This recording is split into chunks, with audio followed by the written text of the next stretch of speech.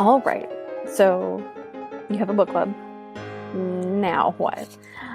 Today I'm going to be talking about Jane Austen Book Clubs 201. So this is leveling up your book club game from, having your regular We Read Jane Austen events to what are we doing now? Because once you get through those first books, it's kind of like, who's going to make a call what we're doing tonight? A little about me, if you don't know, I'm Bianca Hernandez-Knight, and I go by book hoarding on social media, but I have been very involved in the Jane Austen community and running book clubs since 2014. I've been going to book clubs since I was a kid. My grandma was a librarian, so I spent a lot of time in libraries with books and surrounded by that kind of community space. And when I was in college, I started going to more book clubs that were more adult-oriented and less trying to be driven by a curriculum. And I started my own when I moved to a new place that didn't have anything that I felt like was relevant to me or my niche. Specifically, it was a Jane Austen Book Club for the Bay Area. And I was like, okay, let's just try this. Let's go for it. And it was a great success. It's still going. And I've started other book clubs since and been a part of volunteering for Jane Austen spaces ever since. So hopefully my unique community insight will help you getting your book club off the ground. I kind of did a 101 video already that has really, really basic stuff. But this is a 201 where it's like, this is up in your game. You've already gotten the planning done. You already kind of have a grasp of how you're going to promote your book club and get members. This is about leveling up your club. All right. So these are the things I'm going to go over today, the kind of large buckets. And if you have any questions I don't cover here, let me know. I'm more than willing to talk more about this. Again, I've been doing this work for a long time. I've been involved in book clubs for a long time.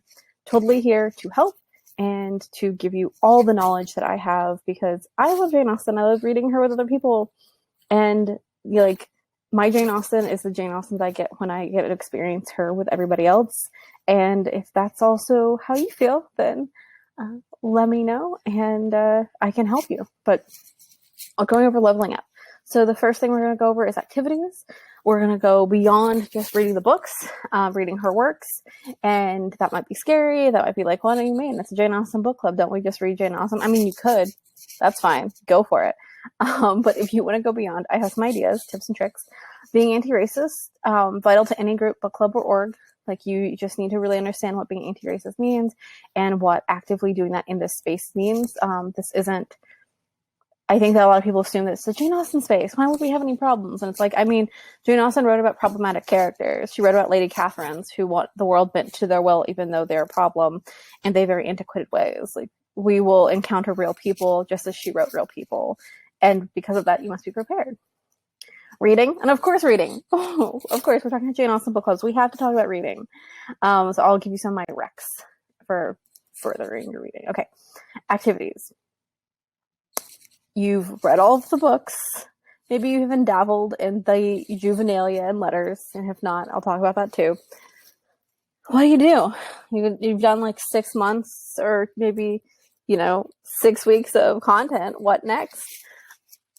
I will give you some tips on things that are beyond just reading that I hope you will enjoy. Movie adaptations. There are so many adaptations of Jane Austen's work, whether big screen, small screen, independent stuff on YouTube you can watch for free right now with your book club.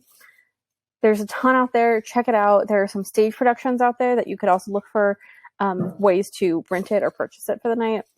You can do these all virtually. There are virtual options to stream stuff, and you can either have it, on a little Zoom thing where you do, the 10 people and one person Zoom, does the Zoom broadcasting, or you have folks who are just, you simultaneously watch it, or you will watch it at different times and you come together and talk about it.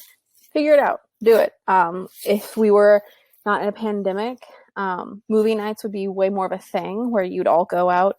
The last times I went to a movie before the pandemic was, going to see Emma, and there was also a screening of Pride and Prejudice 2005 at my local Alamo Draft House, because they do throwback screenings. So, think about things like that for after the pandemic. This is not a thing that you can do right now, and likely not for a while safely. But I also recommend too thinking about, your local indie theaters.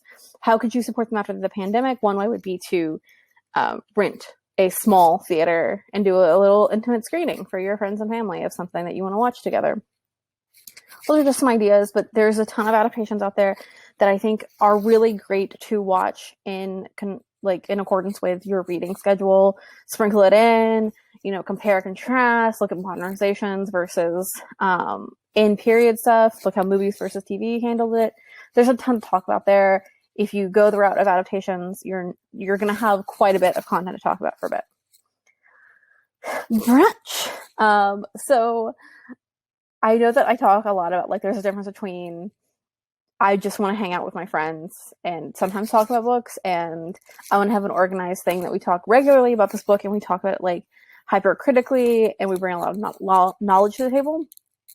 But I do think that sometimes breaking up the monotony of, if you're just doing book club meeting, book club meeting, having some kind of meal, communal, again, not IRL because we're in a pandemic. IRL is in real life, if you don't know.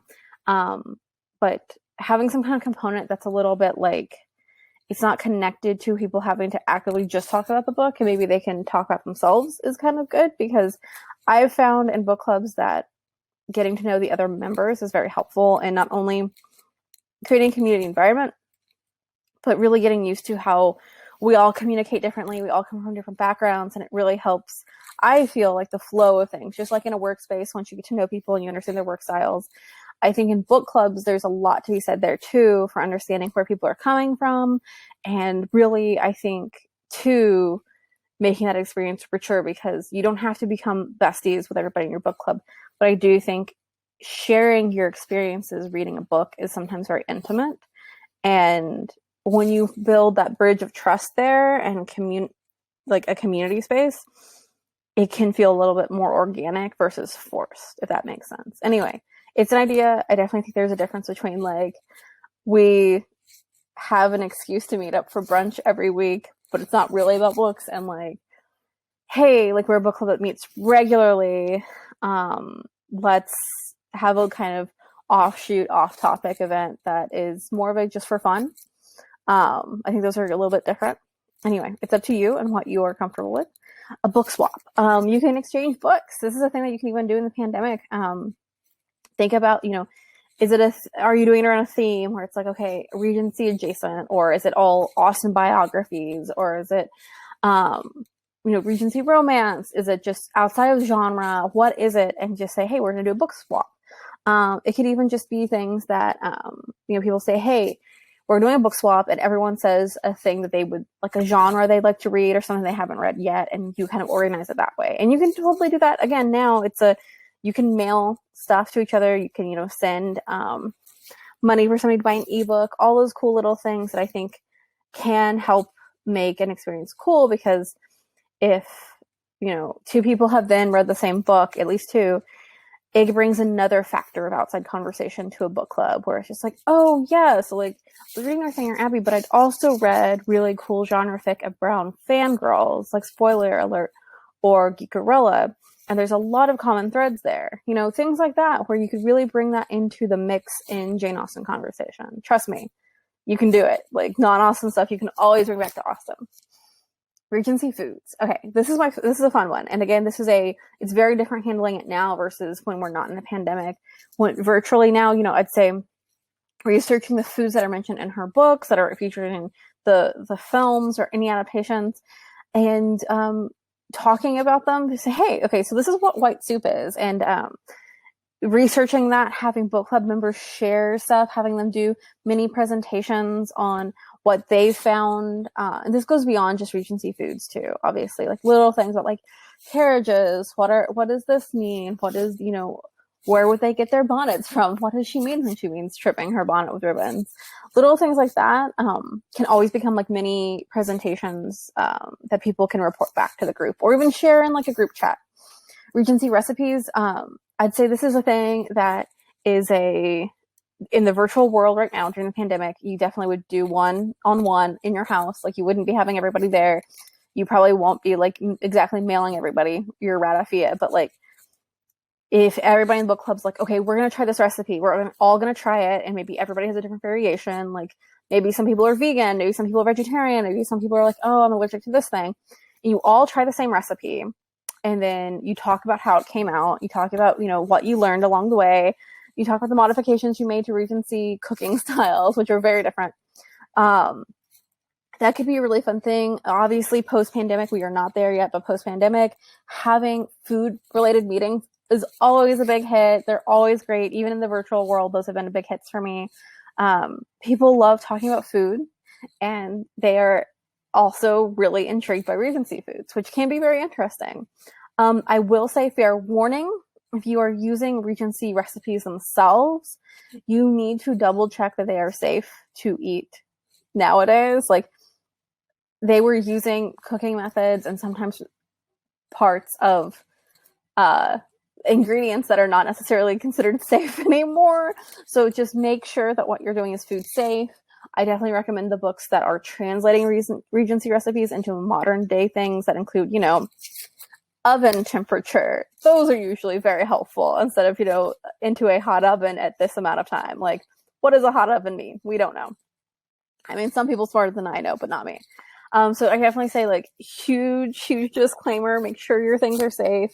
You know, even like cooking implements, we don't necessarily cook with the same kind of things anymore. So just double check that before you start making people make recipes.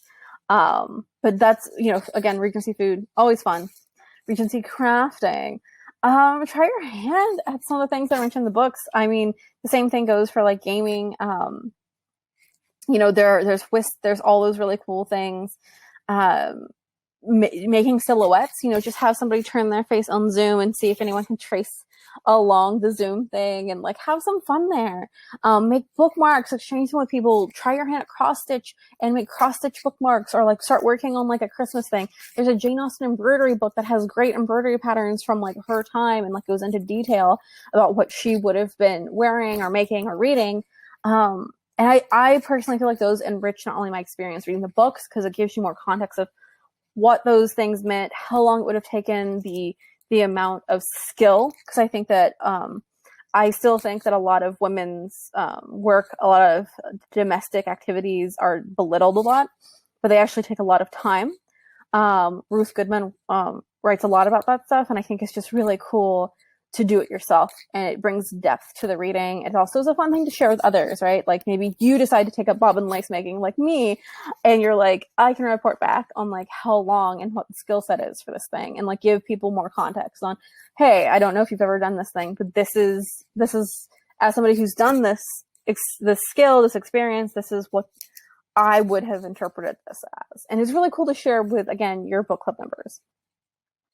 Regency costuming. I know I'm biased. I know. But definitely, I think this is a fun thing. I've had fun doing this with various people, from turning, you know, a t-shirt into an empire waisted thing, to converting a prom dress into a ball gown, to making your own from a bed sheet or from scratch. Yes, I said bed sheet. Making a dress from a bed sheet. It's a thing. You can do it. I've done it. These are all fun things that you can do, and like, whether or not you're like, oh, I'm gonna spend $500 in like silk and like wool and all these other fancy things, or you're just like, I'm gonna spend $20 on this like prom dress and add a ribbon.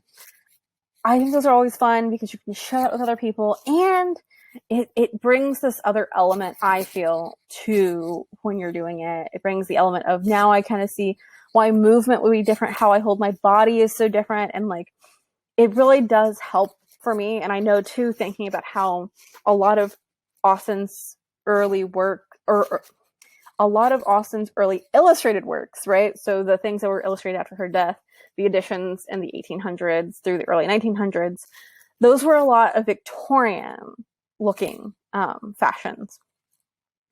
And, you know, even up through the first on-screen adaptation, Pride and Prejudice, 1940, there are a lot of adaptations that have skewed the visuals. And I think once you actually kind of get into even just researching the costumes, you go, oh, researching what they wear.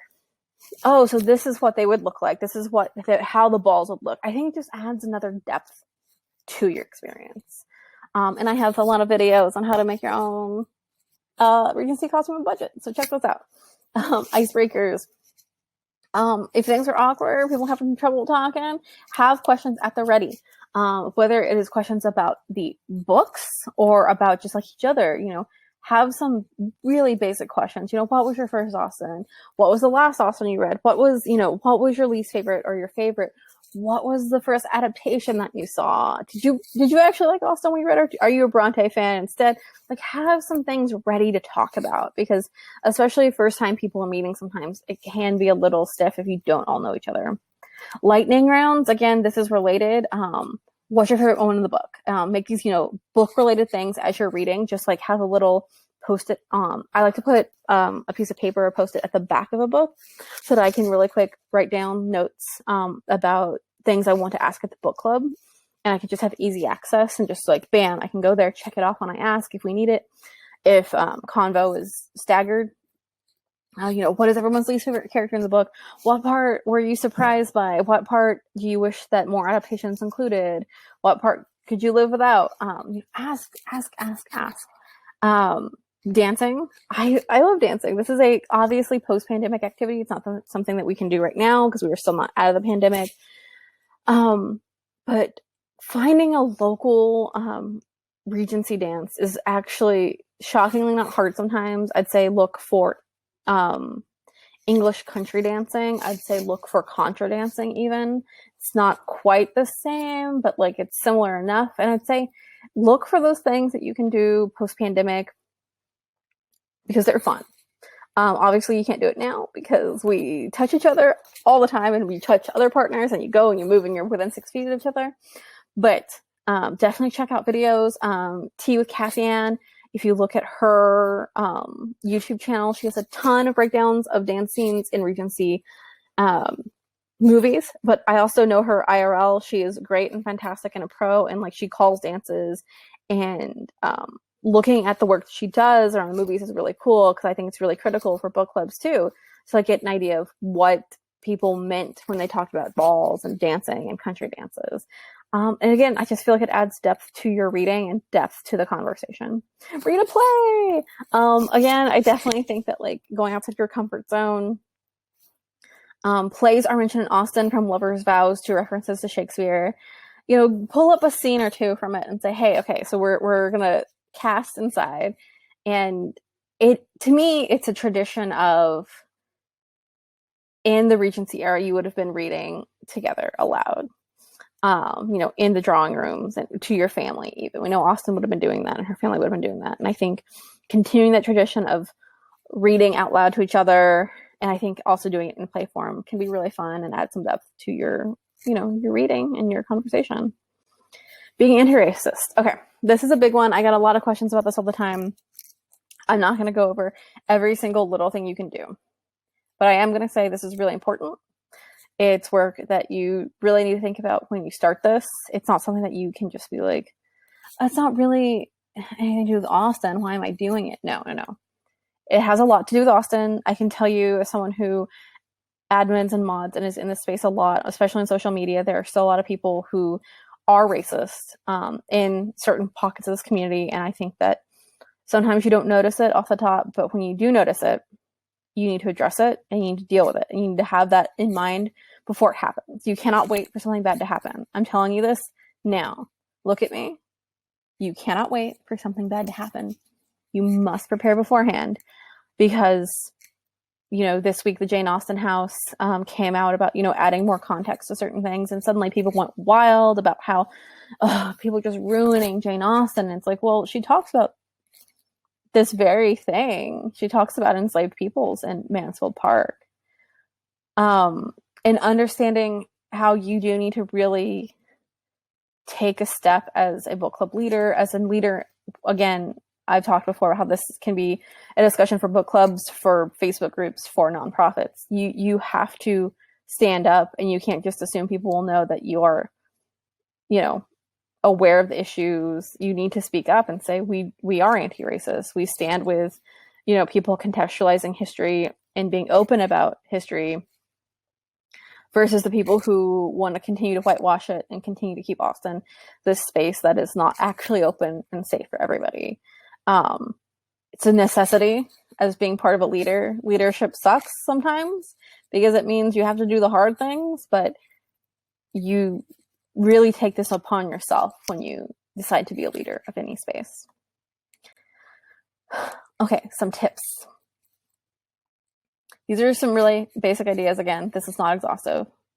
Membership, I talked a little bit about this in the last video. Is it representative? Who's missing? Who's being excluded? Who's not being excluded? Why? Really think about the demographics of your space. If it's especially a group that is supposed to be meeting IRL again later, like if you've started virtually now, or if you started before the pandemic and now you're meeting virtually, but eventually you have a goal after the pandemic to meet in person again, you should start thinking now if your demographics of your group is representative of the geographic area you're in. If it's not, I'd say you really need to ask yourself some questions about why, who's missing, and what can you do to do better as far as, is it publicizing, or is it, number 2, community guidelines and agreements? Do you have these in place? Do people know how to report racist or sexist or any other hateful incidents? This is important. Whether you, again, are a book club or a nonprofit or a Facebook group, luckily social media groups on like Facebook groups can make it easier because you just click a report to admins thing. But you still need to have the guidelines in place so people know what to report. You need to have agreements so people know, like, you cannot assume, you cannot just be like, oh, of course our members wouldn't be racist. Of course they wouldn't be sexist. I get wanting to be really good with intent and really hopeful that people will do better. But I also know, as somebody who's experienced racism and sexism, when I see a Facebook group that has, we are anti-racist, we do not stand for these hateful actions in their community agreements, I feel safe. And if you don't know what safe spaces are, you should just Google that. I've had to explain that too many times. So I'm just going to let you take it on yourself. If you can research Jane Austen, you can research what a safe space means in these communities. When I see groups not have community agreements, or they say, we are upholding the genteel ideals of Regency era, I know that they are not only probably problematic, but they probably are not going to be safe for me. I will say the whole idea of politeness in Jane Austen communities, I think there's a lot to be said around how that's actually a problem and reinforces white supremacy. But that's a different conversation. For right now, I will just say, if you are wondering why people of color are not coming to your space, it might be because you're signaling to them that this is not a safe space for them. And you should fix that. Unless you don't want diversity. And then just say that. Like, I think that's the other big thing for me, having worked in this space in a lot of realms. Don't say that you want to be more inclusive if you don't actually mean it. Don't say that you want to be more diverse if you don't actually mean it. It's that easy. Just don't say it. Don't pretend. Because when people come to you and you haven't done anything to protect them, and they're upset because something bad happened to them, it is still on you and what you failed to do to protect them. I mean, again, this is not meant to be like, don't have a book club. It's more of it's hard, and like, you really need to make a commitment to like think about these things through and through. Action. Again, you need to know what you can do if there is bad behavior in your group. Make it clear what behavior is not tolerated. Make it clear how people can report stuff, but like, have a list, have a way that you take action. If you hear something racist in the conversation, do you stop everything to address it? How do you address it? Do you just leave it and then address it in an email later? I'd say, depending on how bad it is, you probably don't want to do that, because the people in that meeting are probably going to be like, why did I just sit through somebody going on a tangent? Just know what to do ahead of time. I think the more research you can do, the better off you'll be as far as when and if an incident happens, knowing what to do. Ask for feedback. This can be scary. I know that a lot of people don't like feedback, even adults, but how do you ever know what you're missing? How do you ever know what you could do better? And this is not just for, anti-racism, but I also think overall for accessibility and overall for just the health of any group or club. Where can I do better? What do you like? What do you dislike? Ask for that feedback. It can't, I genuinely don't think it can hurt. I think it can only make a place stronger when you're honest. If you can't be honest, I don't know how successful your space can be.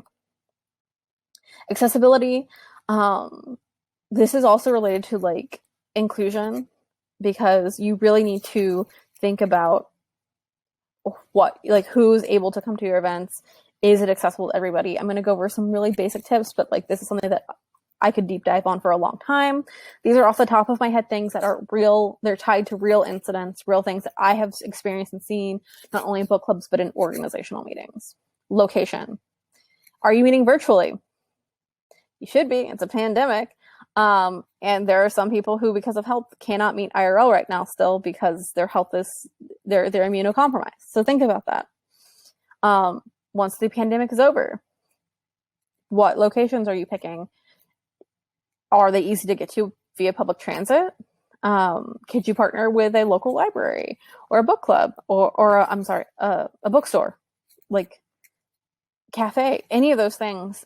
Is it accessible? Is it easy to get to? Does it have ramps for people who might need ramps? Does it have an elevator? You really need to think about those things when you're doing this. Does it have parking? Some people will need parking because they can't maybe take public transit. There are a lot of things that you should think about with location. I'd say too, having been in a conversation with this, this is again post-pandemic, make sure the buses actually go to that location on the day that your book club's meeting. I've had people be like, oh yeah, no, the bus goes, there's a bus stop there. And I'm like, yeah, for the weekday. That doesn't help weekend commuters. Okay. Cost. Again, are your meetings cost prohibitive? Are you having all of them at a place that it's a $40 tea service every time? Or is that just kind of a one-off that people can go to if they want? Or maybe, hey, it's a one-off, so some of you pull your money for the folks who maybe can't afford to do it. Think it through. Are you making a book club, or is it just a glorified brunch club? Like if your whole purpose is to be meeting and having a fancy tea party every time. I mean, tea parties aren't Regency. So I'd say like maybe this isn't a book club so much as a hangout brunch club, and that's fine. I think just understanding there is a kind of difference there, and you are not going to be accessible, and you're not going to be inclusive if you do that. Yeah, I'd say consistency is also part of it too. Captions, look at virtual options and include auto captioning. Right now, I know Google Meets has options. I think Zoom has options now. I'd say check them out on every potential virtual platform that you're looking at, because that's constantly changing. But having live captions as an option is very good for folks.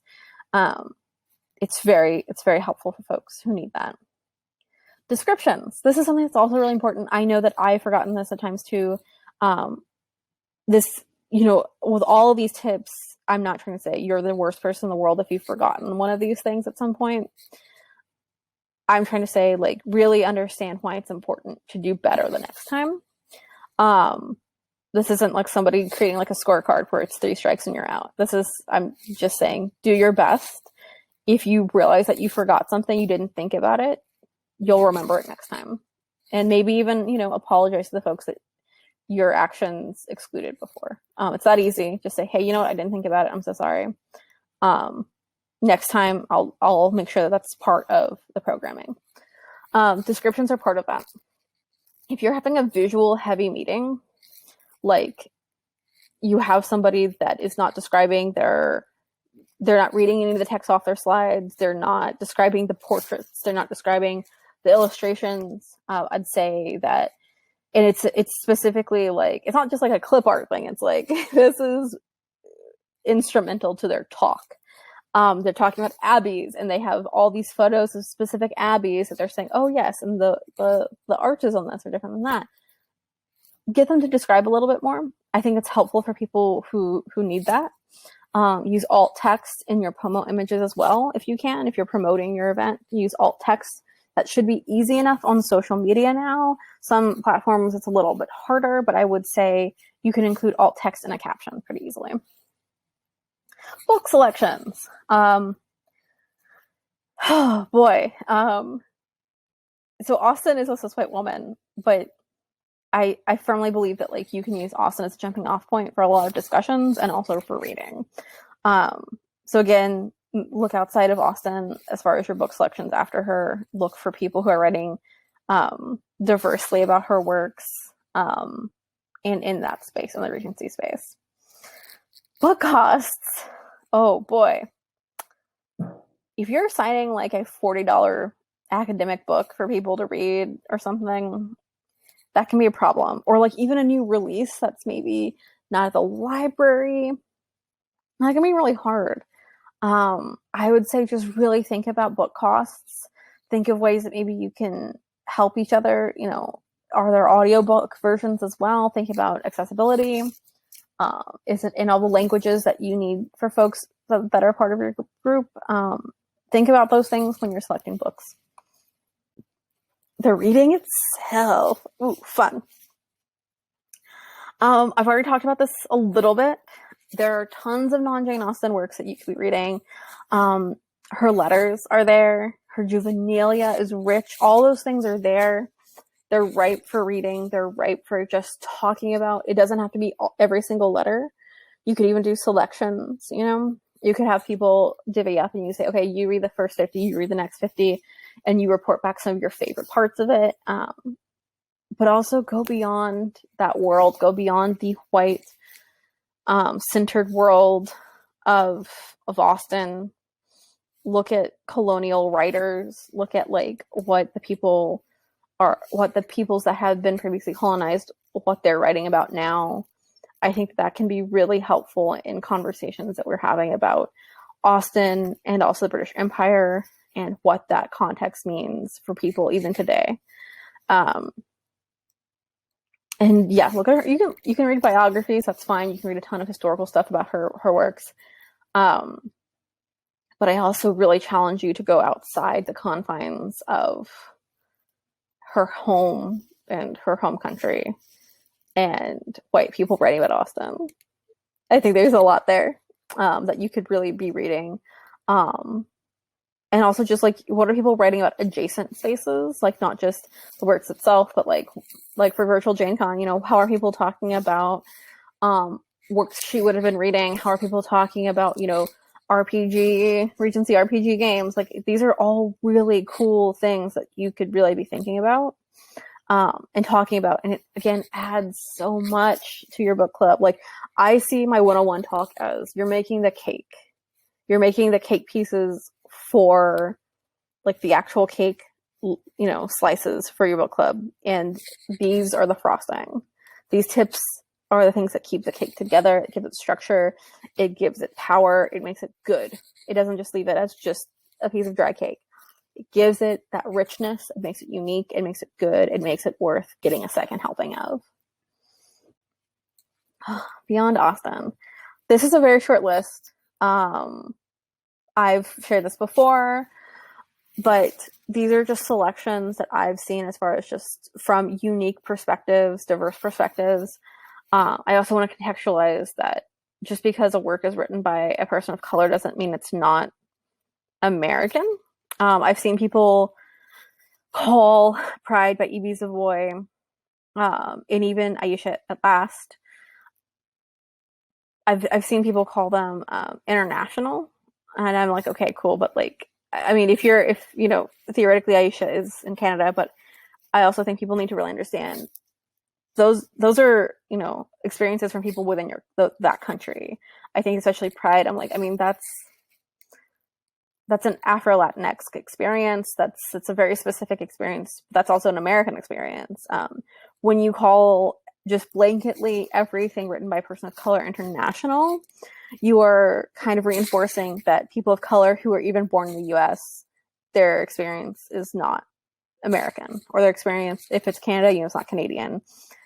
That kind of reinforces white supremacy. I know that you know, some people don't like to even think about it in those terms, but it does. So just an FYI, when you're thinking about these things, even when you talk about them, really think about the context you're putting them into. Okay, again, Pride by E.B. Savoy, Aisha at Last by Uzma Jalaluddin. Really good.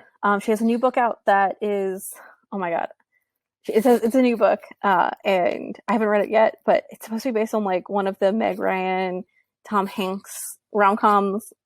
Anyway, go look it up. She's an amazing author, and she's an amazing speaker. Unmarriageable by Sonia Kamal. So good. Like, I cannot say enough about how incredible Sonia is. Look for her TED Talks. Look for any time that you see her speaking anything, sign up for it. Spectacular writer. Pride and Prejudice and Other Flavors by Sonali Dave. Read her amazing modernizations. She has a Persuasion one, right, coming out. Anyway, read all of her stuff. She has the second book's Persuasion, and the third one I think is coming out soon. It might be Sense and Sensibility. Anyway, read all of her stuff. It's amazing. Austenistan, edited by Layleen Sakura. Okay, Layleen does so much for this community. She organizes talks. She's a major part of just community creation. Please follow her. She is spectacular. Ask for Rex. This isn't a trick. It's that easy. If you are looking for recommendations for what to read next, ask your club. Ask around. Ask on social media. What should you be reading next? What could you be doing next? Keep growing. Okay. So this can refer to growing as far as membership numbers, but also as far as growing yourselves. Again, when everybody asks me like what I love at Austen, I'm always like, well, I mean, one of my favorite things and one of the first things about experiencing her was experiencing her with other people. And I love experiencing reading Austen together because of that. Because like everyone brings something different to the table. Everyone brings a different experience. And I love that. Like I so love getting to read and experience Austen through other people's insights and experiences because it adds to my experience. Like I have never read the same Austen twice because every time I read her, I go in with a new experience and a new impressions from other people or from my own experiences in life. And I think that's part of growth and community building. It's that it brings a depth to your reading of her works. So think about those things. Taking breaks. Oh my God, this is important. Are you tired? Are you over it? I'd say 100% if you're feeling overwhelmed by the work for a book club, an organization, a Facebook group, ask for help. Say, hey, I'm like really busy with all this stuff right now. I'm working on this project or this thesis or whatever. Can you help? Can someone help, take up moderation either for like a few months or just overall help me all the time? Just ask. What can you lose? If you're just over it, again, don't just delete something that you created, especially if it's a community space, especially if it's pretty large. Ask someone else to take over.